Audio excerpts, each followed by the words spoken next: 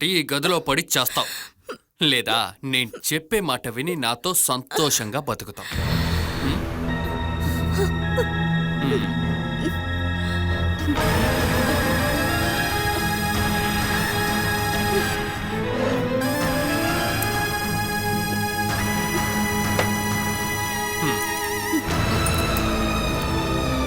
ఇదిగో, ఇది నీకోసమే నేను తీసి పెట్టాను.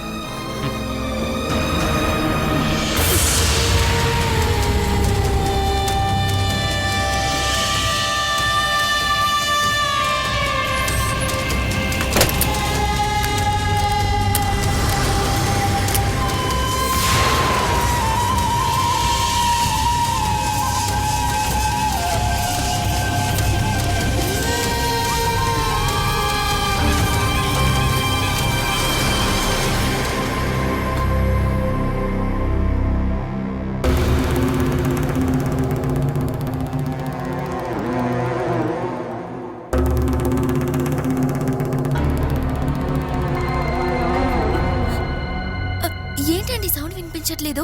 నేను వెళ్ళి చూసేస్తాను. నువ్వు అక్కడికి వెళ్ళొద్దు ఆశ. ఒకవేళ బాలక్కకి ఏమైనా జరిగితే? మనం ఎవరం తన్నేమీ చేయలేదు కదా. మొగుడు కొట్టి భార్యకేమైనా అయిందంటే దానికి సంబంధించి అన్నయ్య చూసుకుంటాడులే. కొట్టాక ఆయన ఇక్కడ నుండి వెళ్ళిపోతాడు. ఆ తర్వాత ఇక్కడ ఏం జరిగినా మనమే సమాధానం చెప్పాలి. నేను వెళ్ళి ఇప్పుడు చూసేస్తాను. ఏయ్, నిన్ను వెళ్ళొద్దనే కదా చెప్తున్నాను. బాలావదిన కనిపించకుండా పోయిన కోపాన్ని అన్నయ్య తీర్చుకొనిపో.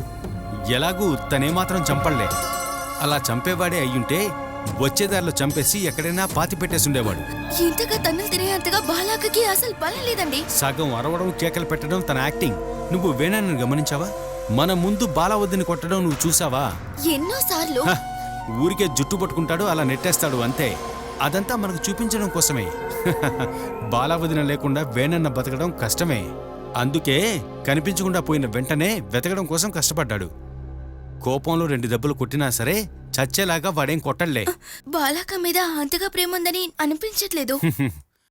నువ్వు గమనించని ఒక ప్రమాదకరమైన బంధం ఉంది. అదిప్పుడు మానసికంగా బాధ పెట్టే ప్రాబ్లం కాదు. భయపెట్టో బెదిరించో తనతో పాటు తను ఉంచుకోకుంటే మళ్ళీ వెళ్ళిపోతుందన్న భయం వేణన్నకి చాలా ఎక్కువగా ఉంది. దానికి అర్థం బాలావద్దిని వదిలేసి ఉండడమో, చంపడానికి సిద్ధంగా లేనటువంటి ఒక ప్రేమ. అది వేణన్నకు ఉంది. ఈ లోకల్ అలాంటి ప్రేమ ఉందా? అవును, ఉంటుంది. అందుకని అలాంటి విషయాల్లో తలదూర్చొద్దు.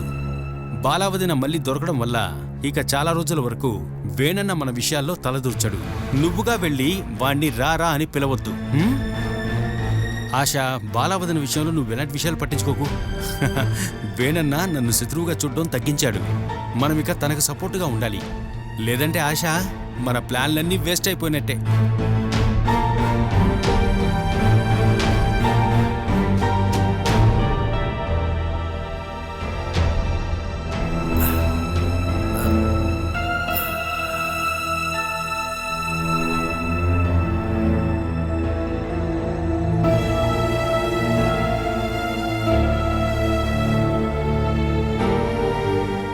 నేను జైకి ఫోన్ చేశాను. ఎందుకుమా? పొద్దునే పిలిచి ఉండొచ్చు కదా.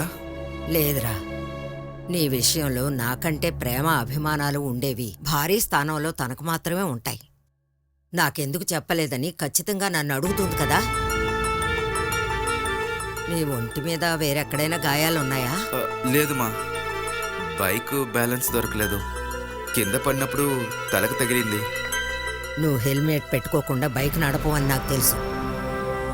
హెల్మెట్ ఉండుంటే తలకు తగిలేదు కాదు కదా. నిజం చెప్పు మనోజ్, ఈ దెబ్బను చూస్తుంటే నువ్వు హెల్మెట్తో పడ్డావని నాకు అనిపించట్లేదు. హెల్మెట్ వేసుకోకుండా నువ్వు బైక్ నడపవని నాకు బాగా తెలుసు. ఏంట్రా, ఎవరితోనన్నా గొడవ పడ్డావా? కొన్నాళ్లుగా నువ్వేదో దాస్తున్నావనే అనిపిస్తోంది. ఏంటి మనోజ్, నువ్వు నాతోనైనా విషయం చెప్పొచ్చు కదా.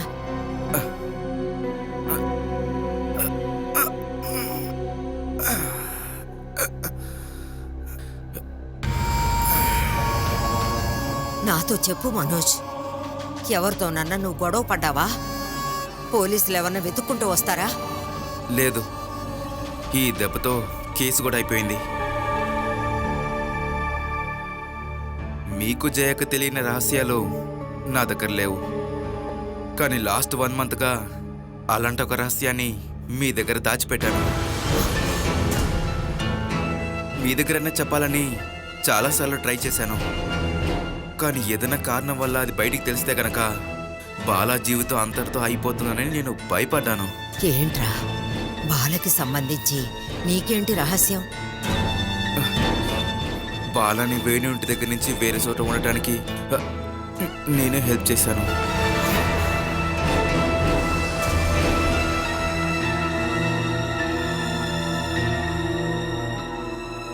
అరే జరగండి అక్క. పాపం నేనే వదిలేస్తున్నా. మనోజన్నయ్య, అక్కుంది చూసావా? వచ్చినప్పుడు పాపంగా ఉన్నారు. ఇప్పుడు అక్క అలాగా ఉంది. ఎంత కష్టపడుతున్నానని నాకే తెలుసు.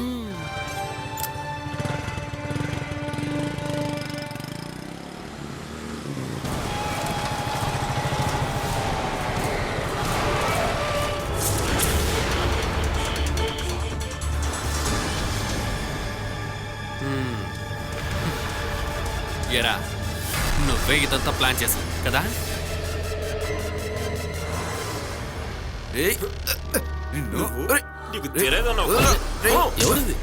ఇప్పుడు ఎక్కడి నుంచి తెలిసిందే? ఏయ్, నిన్ను అవే ఇంటికి కొట్టి చంపేరా. ఓయ్!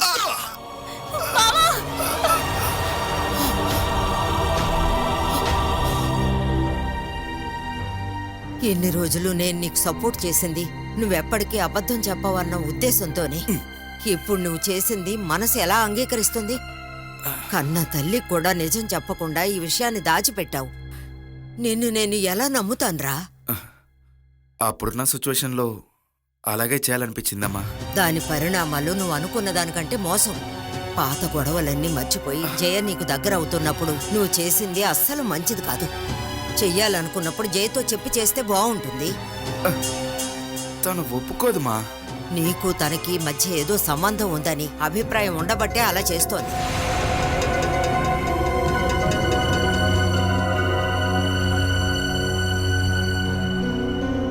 నేను నీతో ఎన్నిసార్లు చెప్పానురా ఆ సందేహాన్ని పోగొట్టని. ఇద్దరూ కలిసి వెళ్లి బాలతో మాట్లాడమని చెప్పాను. ఎప్పుడన్నా వెళ్ళారా? అలా మాట్లాడడానికి జయ వచ్చేది కాదు. అలా అని నువ్వే నిర్ణయించుకున్నావు. ఒరేయ్, భార్య దేన్నైనా వదులుకోవడానికి సిద్ధంగా ఉంటుంది, కానీ తను ఎదురు చూసే విధంగా మనం ఉండాలనుకుంటుంది. నువ్వు దానికి ప్రయత్నించకుండా బాలని దాచిపెట్టడం అంత మంచి పద్ధతి కాదు. నా సిచ్యువేషన్లో మీరు ఉండుంటే అలాగే చేస్తుంటారమ్మా. చెయ్యొచ్చు, కానీ రహస్యంగా తనని ఒక ఇంట్లోకి తీసుకెళ్లి ఉంచడం కాదు. తనకి రక్షణ కల్పించే విధంగా ఉండాలి. జయతో మాట్లాడి సమస్యకు పరిష్కారం అడిగి తర్వాత బాలని తీసుకొచ్చి మన ఇంట్లోనే ఉంచొచ్చు కదా. ఇక్కడ ఆ తర్వాత యుద్ధమే జరిగేది. నువ్విప్పుడు చేసిన తొందరపాటు వల్ల ఈ ఇంట్లో పెద్ద యుద్ధమే జరగబోతుంది.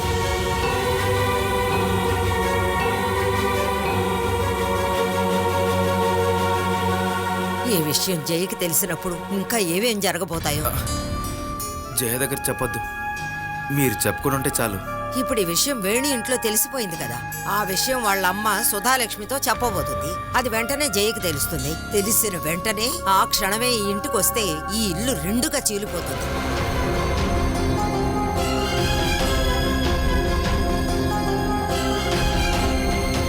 ఈసారి నువ్వుగా మొదలుపెట్టిన గొడవ నువ్వే పరిష్కారం చేసుకో.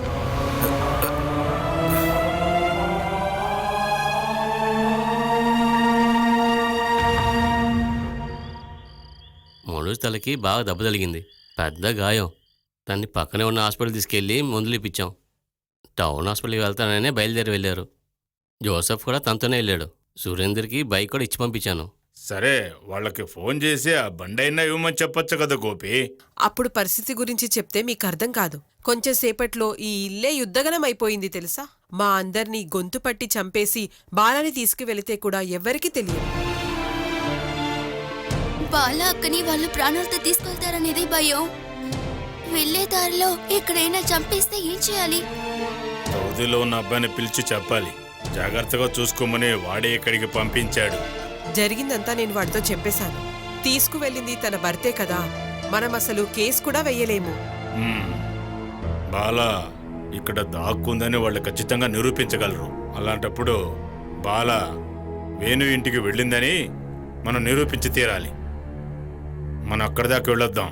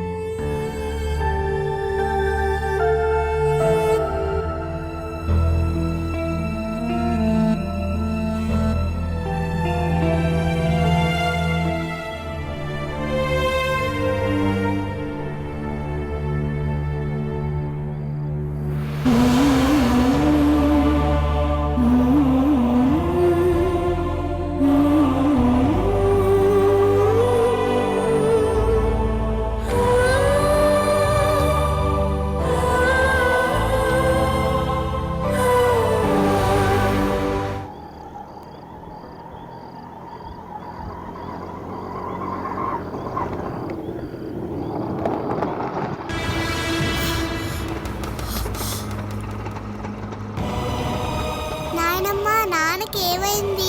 ఏం కాలేదురా.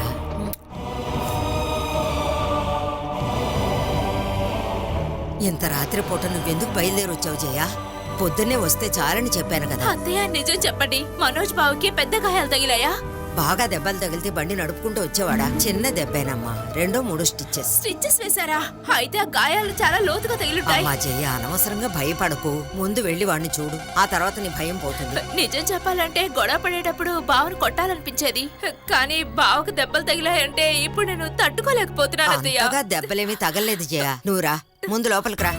చూడకుండానే భయపడిపోతుంది. నొప్పిగా ఉందా నాన్న? నొప్పి లేదు బంగారం, నువ్వేమీ భయపడకు. నాన్నకి ఏమీ కాలేదు, ఒక చీమ కుట్టినట్టు అంతే.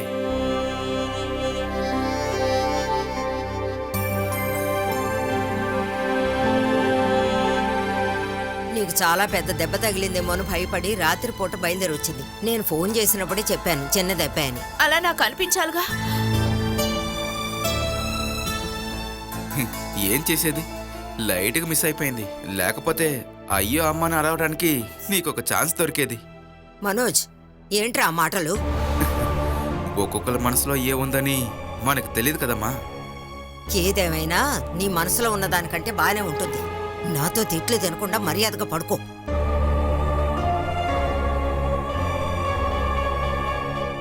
నాన్నకి తగిలిన దెబ్బ వల్ల నొప్పి పెడుతుంది, తను పడుకొని. నువ్వు రామ్మా. వద్దు, నేను నాన్న దగ్గరే పడుకుంటాను. అయ్యో వద్దమ్మా, నాన్నకి నీ చెయ్యి తగులుతుందేమో. కట్లు విప్పేసిన తర్వాత పడుకుందువు గాని. నువ్వు రా. అత్తయ్య వెంటనే బయలుదేరటం వల్ల తనేం తినలేదు. మరైతే రండి, మీకు కూర పులుసు అన్నీ రెడీగా ఉన్నాయి. భోంచేద్దురు రండి. రామ్మా. వెళ్ళి నువ్వు తినమ్మా.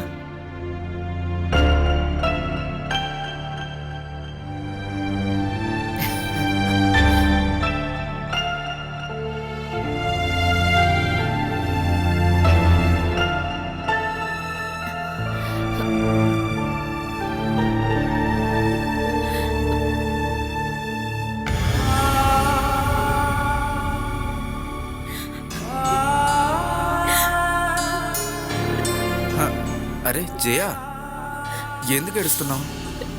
ఎన్నాళ్ళ నుంచి బైక్ పోనిస్తున్నావు? నేను ఇక్కడ లేని సమయంలో చూసి బైక్ స్కిట్ అవడానికి పెద్ద కారణాలు అక్కర్లేదు. మట్టి ఉన్నప్పుడు బ్రేక్ వేస్తే స్కిట్ అవుతుంది. ఇంకేదైనా జరుగుంటే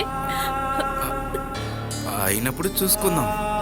అలా చూసుకోవడానికి ఎవరు లేకపోతే ఆ, నువ్వు తప్పించుకునేదానివి, నా గొడవ ఉండేది కాదు. ఏంటి బావ నువ్వు?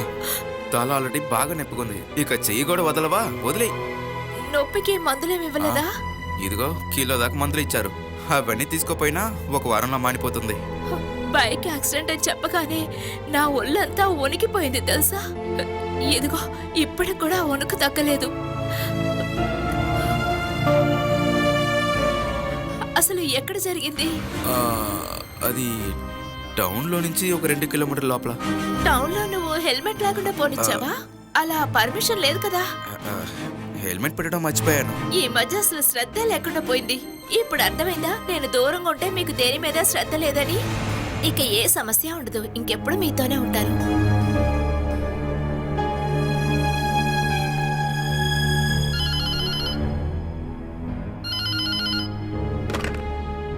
హలో. నేను హరి. హరి, జయ వచ్చేసింది బాబు. ఓ, నేనిప్పుడే ఇంటికొచ్చాను. జరిగిందంతా అమ్మ చెప్పింది.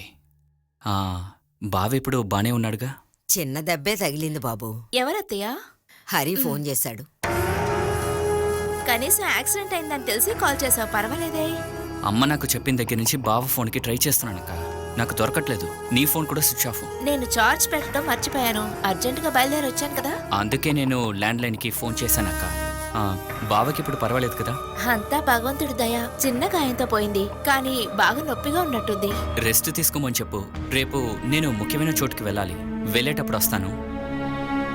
బావని అడిగానని చెప్పక్క. చెప్తానులే. పెళ్లి డేట్ ఫిక్స్ అయ్యేంత వరకు మనోజ్ బావ వెనక్కి తిరిగాడు. యాక్సిడెంట్ అయిందని తెలిసి కూడా ఇప్పుడు వెనక్కి కూడా తిరిగి చూడటం లేదు. నువ్వు అనవసరంగా హరినే తప్పు పట్టద్దు. అన్నీ చూసుకోవడానికి తను ఒక్కడే కదా ఉన్నాడు. నాన్నగారికి సమయం ఉండదు, అవన్నీ మనం సహించాలి.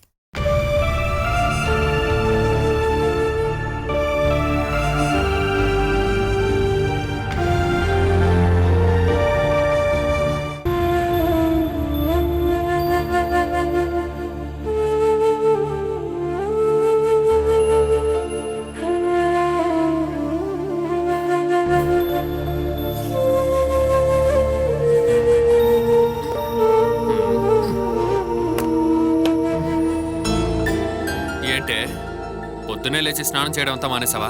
తప్పించుకుపోయిన పెంపుడు జంతువుని మళ్ళీ తీసుకొచ్చారు కదా. పెంచుకోవడానికి తెచ్చారో లేక చంపడానికి తెచ్చారో తెలియాలిగా. ఇకపై నిన్ను సరిగ్గా పెంచడమే నా బాధ్యత. ఇంతవరకు నువ్వు చేసిన తప్పులంతా నేను మర్చిపోతాను. ఇకపై నిన్ను ఎక్కడా నన్ను వదిలి వెళ్ళనివ్వను, ఓకేనా? ఇక నువ్వు తప్పించుకోలేవని అర్థమైపోయింది కదా. అర్థమైంది. మీరు చస్తే గాని నేను తప్పించుకోలేను. సూపర్, నీ బుర్ర నిజానికి భలే పనిచేస్తోంది కదా.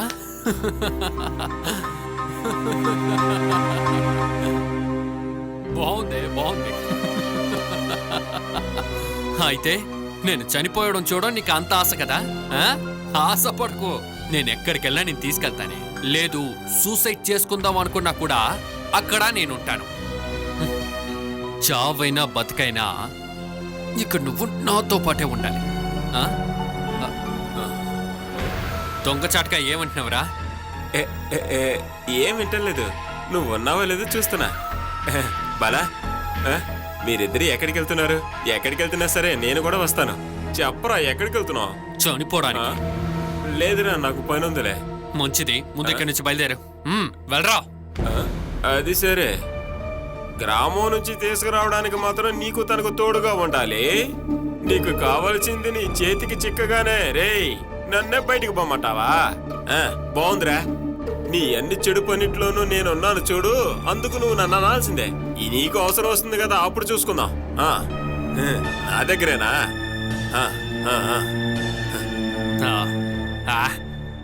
ఉద్యోగంలో జాయిన్ అయినప్పుడు మొదలెట్టిన టెన్షన్. ఈ రోజు నుండి నేను ఉద్యోగానికి వెళ్ళిపోతున్నా. దానికి నువ్వు అడ్డుగా ఉండకూడదు, ఓకేనా?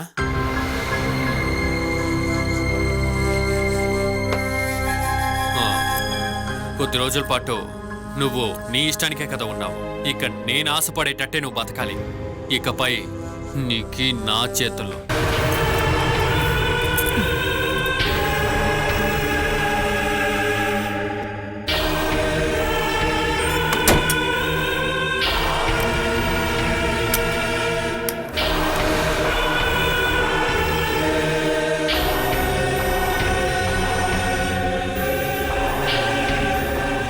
రే వేణు, నువ్వు అలా తాళాలు వేసుకుని వెళ్ళిపోవటం చాలా సమస్య అవుతుంది. తను అలా బంధించి తను వెళ్ళి కిటికీ దగ్గర ఏడుస్తూ జనాలందరినీ పిలిచిందంటే మనం జైలుకి వెళ్లాల్సిందే. తను రూమ్ లో సైలెంట్ గా కూర్చుంటుంది. నువ్వు ఇలా చెప్పేసి వెళ్ళిపోతావు. ఏదైనా కేసు అయితే మేమే లోపల పెట్టి తాళం వేశారంట. ఏ ఒక్కడు కేసుతో రాడు. తన జీవితంలో ఇంకెప్పుడు కంప్లైంట్ కూడా ఇవ్వదు. తనకిప్పుడు తెలుసు తను ఈ ప్రపంచంలో ఎక్కడికి వెళ్ళినా నేను వెళ్ళి కనిపెడతానని. నీకు పూర్తిగా పిచ్చి పట్టిందిరా. ఏయ్, పోయిందిలే, పేడ విరగడైందని ఊరుకోవచ్చుగా. దాని నుంచి విడిపోవడం మంచిది. 2-3 నెలలాగి వేరే అమ్మాయిని చూసి పెళ్లి చేసుకునేవాడివి. ఇది ఊళ్ళో ఎవడెవడితో తిరిగొచ్చిందో ఎవరికి తెలుసు. ఏయ్, అదంతా నేను చూసుకుంటాను. నువ్వు నాకు సలహాలే ఇవ్వద్దు. ఇదిగో బాలా ఉన్న రూమ్ కి పట్టుకో.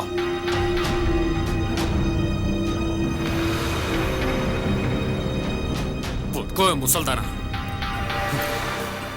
ఇదిగో పట్టుకో. నేను ఆఫీస్కి వెళ్ళి తిరిగి వచ్చే వరకు బాలాకి ఏదైనా అగ్గినా లేదా తను తప్పించుకున్నా ముందు మీ మీదే పట్టుకుంటాను. అలా చూడకు. నా ప్రాణాన్ని ఆ రూమ్ లో లాక్ చేసి వెళ్తున్నాను. దానికి ఏదైనా అయ్యిందంటే మీ ప్రాణాన్ని నేను తీసేస్తాను. నిజంగానే పిచ్చెక్కిందిరో వీడికి.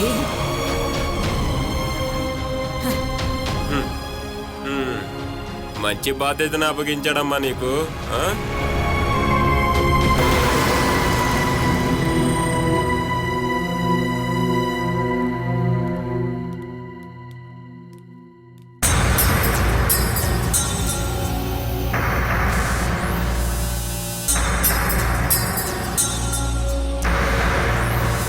అదిగో అతనే అన్న బాల వాళ్ళ ఆయన వేణుగోపాల్.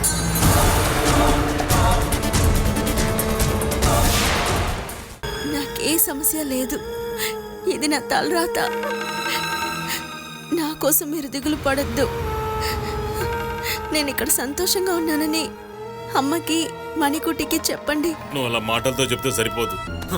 ఎరా, నువ్వు తన కోసం ఇంత బాధపడడానికి నువ్వు ఎవరా దానికి? ఊర్లో ఉన్న ప్రతి మొగాడికి భార్యతో కనెక్షన్ ఉందని మాట్లాడి నీలాంటి వాడితో నేనే మాట్లాడినా. నీకు తెలిసిందల్లా ఒకే ఒక సంబంధమే కదా. నువ్వు జీవితంలో తెలుసుకోలేని ఎన్నో సంబంధాలు ఈ భూమి మీద ఇంకా ఉన్నాయి. ముందా విషయం తెలుసుకో. అవును, నువ్వు చూడటానికి ఇంత దూరం వచ్చినప్పుడే మీ బంధం ఏంటో నాకు అర్థమైపోయింది. కడుపుతో ఉన్న కస్టడీలో ఉన్న అమ్మాయి తప్పించుకుందే అని ఇంత దూరం చూడటానికి వచ్చావు, అంతే కదా? ఇక నా జీవితం మొత్తం నీతోనే ఉంటానని ఏదైనా మాట ఇచ్చిందా? సిగ్గులేదా నీకు? ఏంట్రా కూసావు? నా షర్ట్ పట్టుకుంటావా?